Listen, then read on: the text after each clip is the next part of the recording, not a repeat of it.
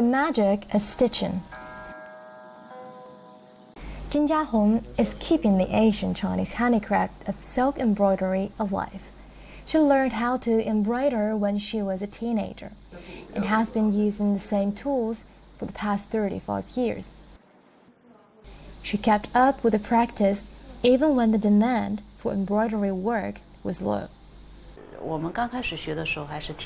I still remember the good old days back in the 1980s when we had to work overtime to finish our clients' orders.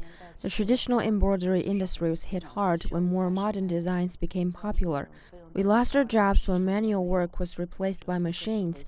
I stayed home for 3 to 4 years. I didn't stop making embroidery work at the time because I enjoyed doing this, but many of my peers gave up and switched jobs. Jin said the hard years gave her the opportunity to switch her role from a manual worker to a designer. Today, most of her work requires at least 6 months to complete. To pass on her skills, Jin Jiahong has taken on some new apprentices. She wants to help people find inner peace through handicraft work like silk embroidery. She hopes there will always be someone like her who will preserve this traditional skill both in good times and bad. Apart from exercising in a traditional manner, some are now working today as engineers to refine and upgrade those time-honored skills and techniques. Demand for the handmade embroidery is on the rise because of the increased popularity of silk around the world. China was the first country to use silk and has never stopped promoting this Asian material. Guess how light the silk is? Believe it or not, its thickness is only 0.052 millimeter. It is the lightest silk in the world. Xu Dinglong is the engineer who created it. The difficult part of making the thinnest silk is getting the right string of thread. If you use high-speed machines, it is easy to break the thread. It took me 6 months to perfect this.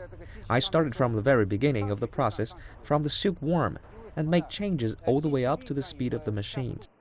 Guo Wenden and his team worked for 2 years to create a color transition system that creates near-perfect prints. Before I created this system, we could only rely on the experience of colorists. It usually takes a long time to find a good colorist. Over the past 2 years, we did a number of tests to try to increase the accuracy of the color on the fabric. We have a similar color system in the printing industry, which is very different from printing on fabric. With the help of Guo's color transition system, fabric designers can now print their original designs onto silk fabric with much less color loss. Chinese craftsmen and engineers are using both traditional skills and modern technology to develop the crafts of silk manufacturing. Their hard work helps bring China's culture of silk manufacturing to people around the globe. 沈景 CCTV, Hangzhou, Zhejiang Province.